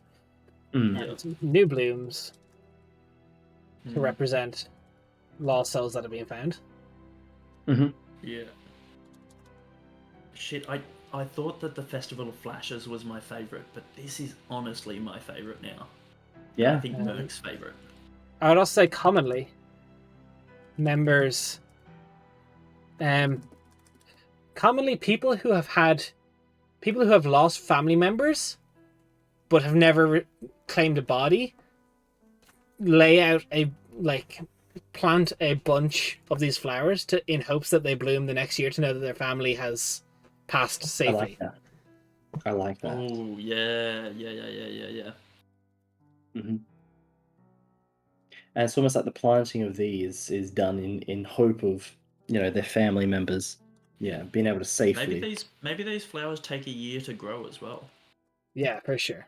Yeah, I like the idea. I like your idea there, Vass, of that's 100% it. That's with the idea of the petals literally like pathways between the homes and the grave. So in any village, you can see all these pathways leading to the graveyard, like a branching tree or like roots. Holy shit! The roots of the village. Burton would be on fire. That'd be so sick. No, you know what's going to be on fire? Casellia after the war. Yeah. How many bloom there? And you see Mentera Theoris is a dead zone. There's like nothing. Oh. Stray spirits who haven't found their way to follow the path of flowers. Yeah, that's exactly it. That's the idea. That's where I'm putting in next. So people plant these flowers if they've lost family and not recovered a body, in hopes that the following year they bloom, so they know their loved one has passed on. Yeah. And I feel like this is a very personal. You celebrate this with family. It's not like a community thing. It's literally just the household. Yeah. Does this. Yeah. But and I imagine does this. If that also the Circle of Flowers would use this time to, spend it in contemplation, reflection with Zygolia, and more of like a meditative day for them. For sure. I feel like we could do many, because we've got so many gods. We could do so many streams on just festivals week after week. Oh yeah, and we could also do ones not related. I mean, like Ojikir would have their own festivals, and they don't worship gods. So of course they do.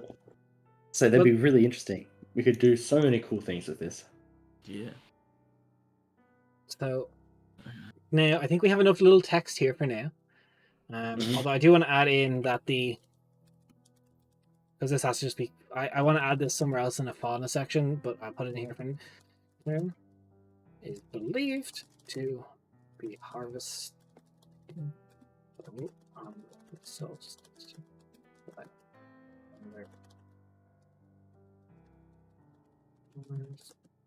To create the place for. Okay, cool. Okay, and what's the history? How did this start? Very easy, I think. It started immediately after the war. There was all the death and destruction afterwards.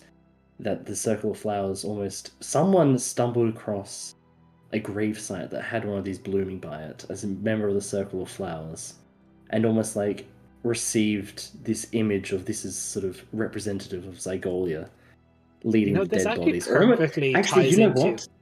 The myth, Fires for the Fallen. Yes, that's actually perfect. I was even going to say as well, like they could have even stumbled across an old battle site during the 300-year war to find a field of these flowers thrown across it. Originally. I almost feel like it's So one of her followers, or one of her closest friends, died right at the end of the 300-year war. And when she attained godhood, like, her grief at the passing of her closest friend or whatever created these flowers. I've got you both topped on this. Oh, fuck. Yes, the first time Cassilia was sacked. So originally started among the ruins the first time Cassilia was sacked, only for humanity to return and find the city overrun with morning blooms. Mm-hmm. Which then, as you said, fits into the whole Flowers of the Fallen, whereas Aegolia would go through battlefields and retrieve the dead of both sides. This is very much part of and this is like the first time these flowers are found in existence. It was after, like, because the sacking of Cassilia happened, then they ascend to godhood, then they reclaim Cassilia. And all of a sudden they go back, try and get this ancestral home, this beautiful city, almost like post-apocalyptic, overgrown with these beautiful orange blooms. Yeah. Yeah, I like that Vass as well. You'll see a lot of people clumped together in their graveyards playing respect to their families. 100%. It's a festival, but everyone's in their own bubbles. 100%. Yep. Vass, I definitely think you would make an excellent member of the Circle of Flowers. This festival is vibing with you hard. Yeah, you're coming out with great ideas for it. I really like this. I really like what we have for the Day of Languish. Honestly, this one here, the Day of Languish, is maybe my favorite one, I think. It's just so somber. It's so nice, though. It's so you guys miss it somehow. It's beautifully depressing. It's Makestil's job to make sure. No, watch just be an Ojikir for this. Watch just be an Ojikir. I swear to God, you can't be. I don't think you can be an Ojikir for this based on timeline. Don't put it past us. Don't put it past us. Versadil's like the last month, isn't it? It's like it is the last month, but it's not. The winter goes into the first month of the year as well, so it's 2 months wraps around. But... Yeah, but it is the last month of the year. Yes. Yeah. I'm remembering things. You are. Also, should I just bring up our calendar a little bit so people can see where we've talked about these for a minute? And you can put events on that calendar? Yeah, you can put like very hazily. I can comment on it, but I'm not sure if let's just go. We're gonna. That's right. So this is our calendar. Although it's very small right now, but we've got Missorial, Kelther, Uvalander, Festival regarding death. That is a vibe. Cool. Oh, nice! I didn't realize Evan did that. That was beautiful. Death festivals are just beautiful. But like we've got these nice calendar. Again, if you like this, sub to the channel. You can see all our cool stuff. Like you go back to this, and you've got all the setting information, all the kingdoms, all the not all of them yet, but the deities. You've got the major gods, minor gods. You've got the factions and guilds. You've got religious organizations, and then over here you've got different like region maps of the country, which you can go into soon and see. Like different things form and different pins. Yeah, and there's constantly new things being added to it all the time. There Des and I work to bring new content constantly. And every week we get these articles. They don't go up straight away because we got to format them a little bit. And although I believe our last week's one should go up pretty soon, our Knights of the Black Oak should be pretty much ready to go. But that is... Let's just control... But yeah, I think that's it. I think those are all the major ones we're going to get on. I don't think we're going to get to touch on churches today, though. I think churches is a good stream idea for another time. Yeah. As that's quite an involved. Don't reckon I'll be there for it, but that's all right. Look, next time we have a week off, or maybe 1 week we could just push this up by 2 hours. We never know. Yeah. But then there's still also the days to touch upon and things to touch upon with the old gods as well. Yeah, well, we have a lot of deities to talk about. We have a lot of deities, and also in terms of days, it'd be very interesting to look at for the Woad folk, because they worship the Woad in a sense. Yeah, so they do. What their major days and stuff are like. Look at all these deities we got to do. So many. Look at all these deities.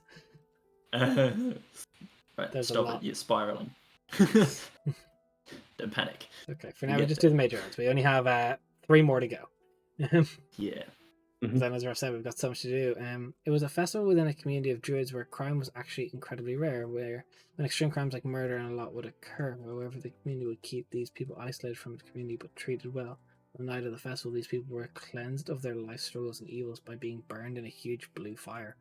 Ooh, as in burned to death, or like, just like, is it magic flame that just cleanses them? That's that's important to know. Were these druids just like leave it up to our killing imagination, you know? I suppose it's major crimes, but like I like that. I spiritual like that. That's cleansing very or physical cleansing. That's very sort of Old Testament-y. Yeah. I like that a lot. I like that very a Old lot. Testament. Don't fuck with the gods. But no, I think honestly, guys, I think that's it. We're pretty much at the 2-hour mark. I think that's it. So we're gonna get a little bit at the end of the stream where I just talk about us as a whole and what we're kind of all about.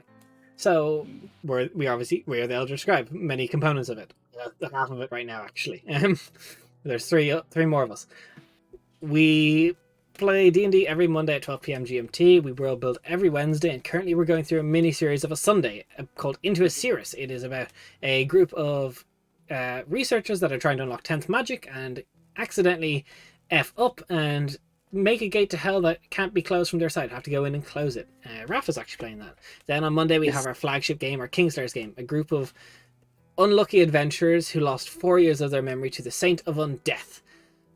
Now, to find awakening only to have killed a king, they must track down the saint and enact their vengeance.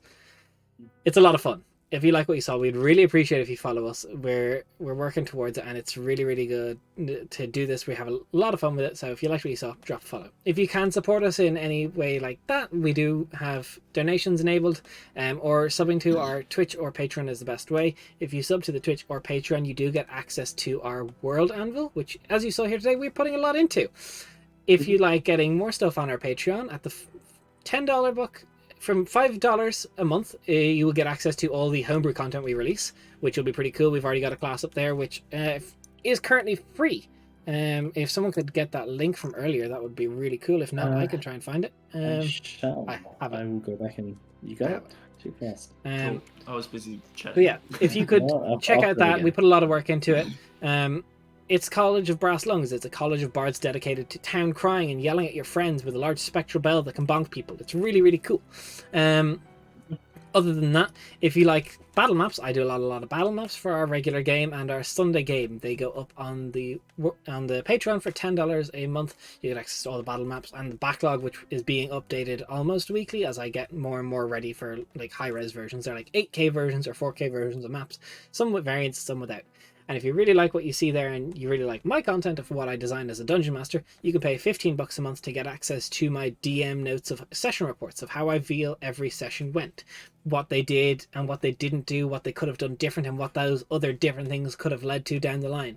For example, in the most recent Into a Serious game, they had to pick between two branching pathways, going into the swamps of Gisgara or going into the pandemonium that is Unalvix. They went to Gisgara, so I talked a little bit about what would have been in Pandemonium, and it's kind of fun. Very like light spoilerish, but it's cool. If you have Prime, you click that subscribe button. Check if you have Prime. We'll take it. I'll beg for your Prime. Give me that Prime. We'll take your Jeff Bezos bucks any day. Yeah, give us your Jeff Bezos bucks. Thank you for everyone who followed. Thank you for people who gave a gifted sub. Vass, you're very, very cool. Thank you for joining our Discord.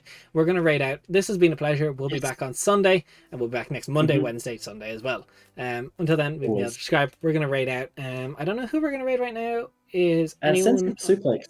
Sensei Suplex. Mindara is still on. Mindara and Sensei Suplex. Who else? Play Nerd Allies is online. We haven't raided them in a hot minute, so we might do them. Oh, yeah. We'll go. Different. We'll go Play Nerd Allies. So we're going to raid out to Play Nerd Allies. Yeah. Stay around. Say hello. Say who sent you. We'll be there. And thanks for stopping by. Thanks for all the input for the world building. See you soon. Bye. Bye.